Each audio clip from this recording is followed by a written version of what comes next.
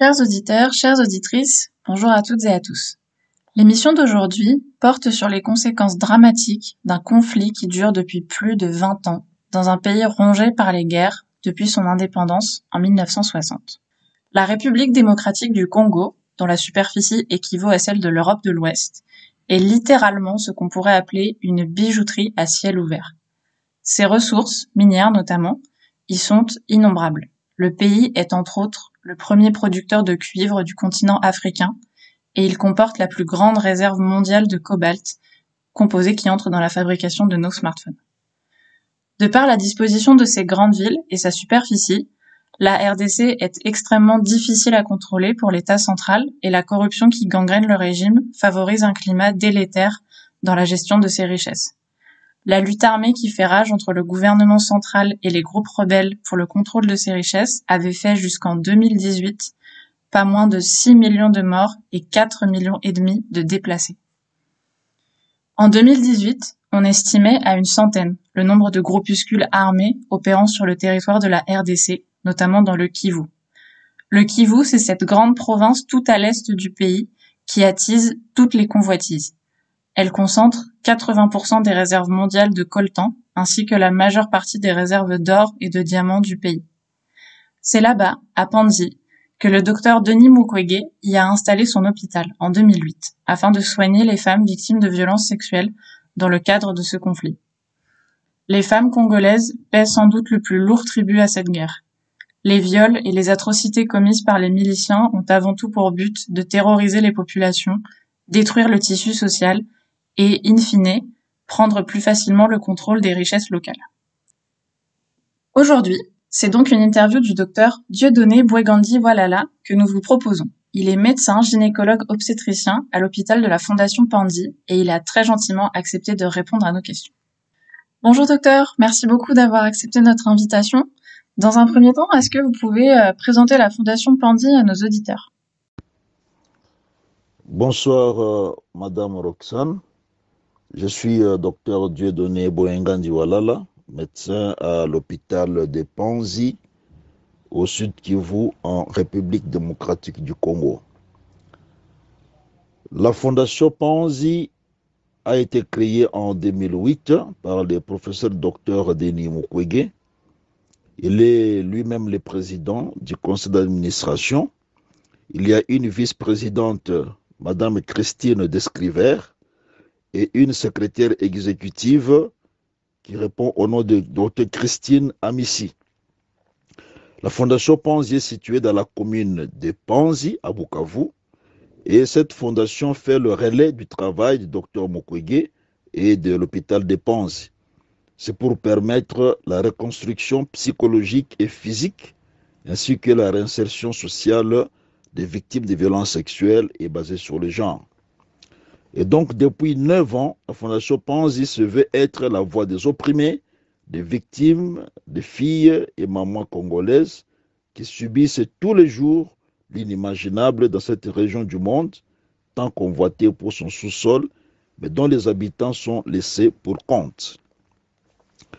La vision de la Fondation Panzi est de voir émerger les femmes comme actrices à part entière dans une société où règne la cohésion sociale. La mission de la Fondation Panzi est d'œuvrer pour l'épanouissement intégral de la femme et la promotion du genre. Comme objectif de cette fondation, 1. C'est de voir promouvoir les droits de la femme. 2. De soutenir et accompagner les victimes de violences sexuelles basées sur le genre et leurs dépendants. 3. De lutter contre les violences sexuelles basées sur le genre, mais aussi de soutenir les actions de l'hôpital général de référence de Panzi. La Fondation Panzi a plusieurs projets, comme projet bourse, projet mine, les enfants de Panzi et d'ailleurs, projet DEFCO, Banque mondiale, clinique mobile, consortium juridique, Dorcas rural, Union européenne, ICART, Maison Dorcas, Videy, où il y a la Cité de la Joie, etc. Alors, comme vous le mentionnez, l'hôpital se fait porteur de nombreux projets pour aider ces femmes victimes de violences. Moi, il y en a un sur le site internet de la clinique qui a particulièrement retenu mon attention. C'est le projet de prise en charge holistique des violences sexuelles et basé sur le genre. Est-ce que vous pouvez nous en dire un peu plus sur ce projet en particulier et en quoi il consiste exactement? La prise en charge holistique est aussi appelée One Stop Center ou guichet unique.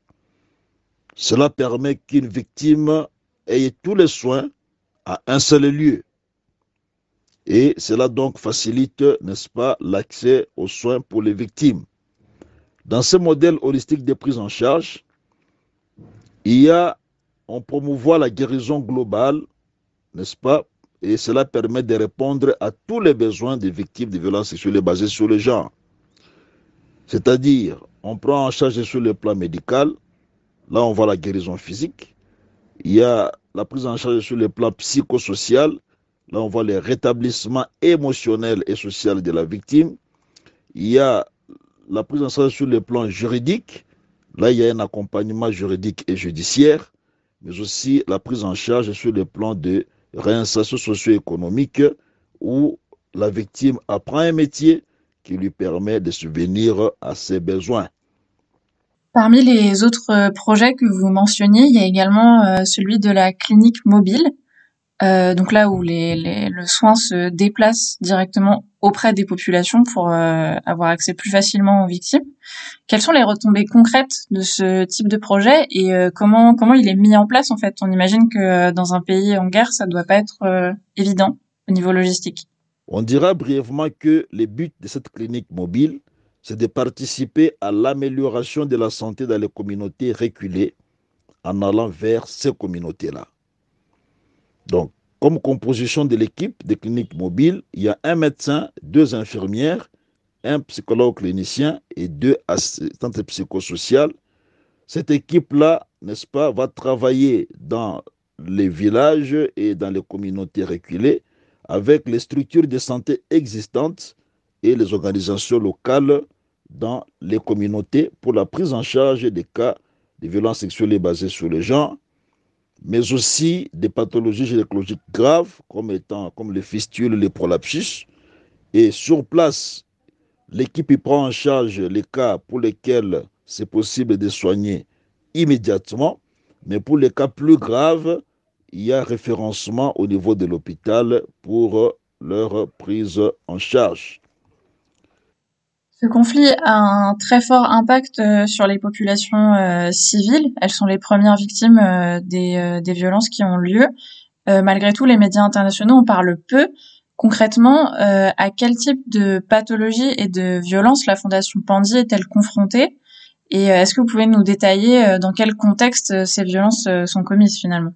Nous dirons que les pathologies gynécologiques graves, que j'ai cité les prolapsus, qui sont les chutes d'organes internes chez les femmes, les fistules, qui sont des communications anormales, n'est-ce pas, entre l'appareil urinaire et l'appareil génital, soit l'appareil digestif et l'appareil génital chez les femmes qui ont eu généralement des accouchements graves, c'est pas seulement ça, et ces femmes-là sont prises en charge gratuitement.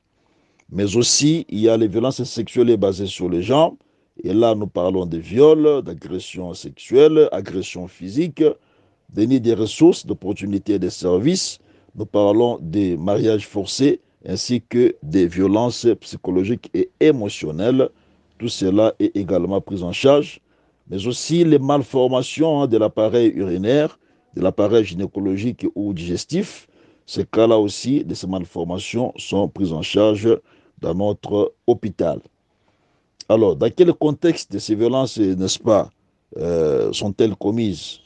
Nous dirons d'abord que c'est dans un contexte de guerre, de conflits armés. Il y a plusieurs groupes armés qui pilulent au niveau de l'Est de la RD Congo, mais aussi il y a les violences conjugales, il y a la pauvreté, l'absence de structures sanitaires pour la prise en charge et beaucoup d'autres causes évidemment, mais celles-là sont les plus importantes. C'est dans ce contexte-là que surviennent, n'est-ce pas, ces violences. Est-ce qu'on a possibilité de connaître le taux d'incidence, la fréquence à laquelle ces violences sexuelles interviennent dans le cadre du conflit en RDC? le nombre, n'est-ce pas, des victimes de violences sexuelles n'est pas connu. Ce que nous nous prenons en charge, ce n'est qu'une partie de l'iceberg. La grande partie, évidemment, n'étant pas rapportée parce qu'il n'y a pas de services de rapportage appropriés dans notre pays. Il faut noter par exemple qu'à Panzi, plus de 85 000 femmes et filles, mais aussi des hommes, hein, dont plus de 50 000 victimes de violences sexuelles ont été prises en charge, n'est-ce pas, au niveau de notre hôpital et grâce à la fondation Panzi. C'est comme ça qu'à un moment donné, on disait que la RD Congo, c'est la capitale mondiale du viol. Et on disait même qu'il survenait 48 viols par heure dans notre pays. C'est pour dire que c'est juste une estimation, mais ce qui est dit là, c'est moins parce que ça doit être au-delà à cause de tous ces groupes armés qui pilulent dans les pays à la recherche des richesses minières de notre sous-sol. Et de façon similaire, toujours en lien avec ce taux d'incidence des violences, est-ce qu'il y a des régions en RDC où les femmes seraient plus vulnérables au conflit parce que plus exposées tout simplement aux violences en fait? C'est surtout à l'est de la RD Congo, à cause des groupes armés qui sont dans plusieurs coins de notre pays. Mais on dira aussi que toutes les femmes de la RD Congo sont vulnérables à cause de l'analphabétisme, de la pauvreté, de l'insuffisance des structures sanitaires et d'un personnel qualifié. Et donc tout ça réuni fait que toutes les femmes en général de notre pays sont vulnérables, en général, mais à l'est de la RD Congo, en particulier, c'est suite à ces groupes armés. Pour conclure cet entretien, j'avais une dernière question. Au vu de la portée politique des soins prodigués par l'hôpital de Pandy à ces femmes, voilà, le docteur Mukwege a notamment été reconnu prix Nobel de la paix en 2018. Donc on voit bien qu'il y a quand même un symbole derrière le médical. Est-ce que vous-même, vous avez fait l'objet de menaces liées au conflit dans le cadre de vos activités à Pandy? Oui, en tout cas, ce soit le professeur Mukwege lui-même, il a été victime. Il avait échappé à un attentat le 25-10 2012. Il y avait eu un attentat en octobre 2012. Et suite à cela, même un de ses gardiens était décédé. Mais aussi, tout récemment, l'année passée, au mois d'octobre, il a été victime, n'est-ce pas, de menaces de mort parce qu'il était en train de parler du rapport mapping. Dans ces rapports, on fait mention des meurtres de civils à l'est de notre pays. Et en fait, le professeur voulait que ces rapports-là, qui a fait 10 ans, n'est-ce pas, dans lesquels on retrace 617 crimes de guerre, crimes contre l'humanité et peut-être même des crimes de génocide. Ça faisait 10 ans que les responsables, n'est-ce pas, de ces crimes n'ont pas été punis. Alors, en voulant que ce rapport des Nations Unies, le rapport mapping, soit mis sur la table afin que, n'est-ce pas, les victimes puissent rentrer dans leurs droits, le professeur Mukwege a été menacé de mort. Mais ce n'est pas seulement lui. Et dans plusieurs coins où l'équipe part intervenir, de temps en temps, il y a des attaques de ces groupes armés, parce qu'on va aussi dans des coins là où il y a les groupes armés.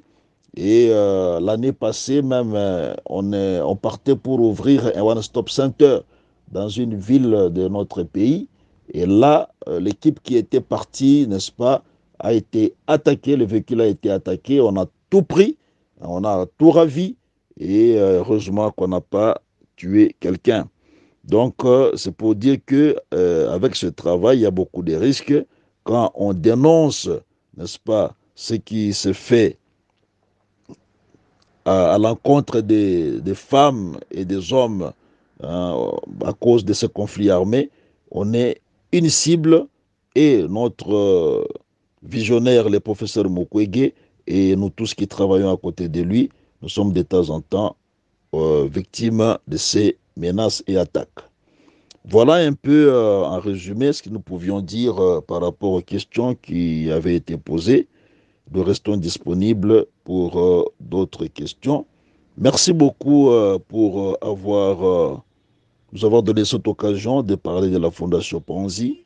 Chers auditeurs, chères auditrices, cette émission est à présent terminée. J'espère qu'elle vous a plu. Je tiens à remercier encore chaleureusement le Dr Bouegandi d'avoir pris le temps de répondre à mes questions. Si vous souhaitez en apprendre davantage sur le travail de la Fondation Panzi, vous pouvez aller sur son site internet. Vous pouvez aussi directement la soutenir par un don du montant de votre choix. Tous les liens utiles seront indiqués en description de cette émission. Par ailleurs, si vous voulez aussi en savoir plus sur l'histoire de la RDC et le conflit qui s'y déroule encore aujourd'hui, vous pouvez aller consulter la vidéo du dessous des cartes, également en description, qui a été ma source principale pour préparer cette émission. Merci beaucoup pour votre écoute, prenez soin de vous et à très bientôt.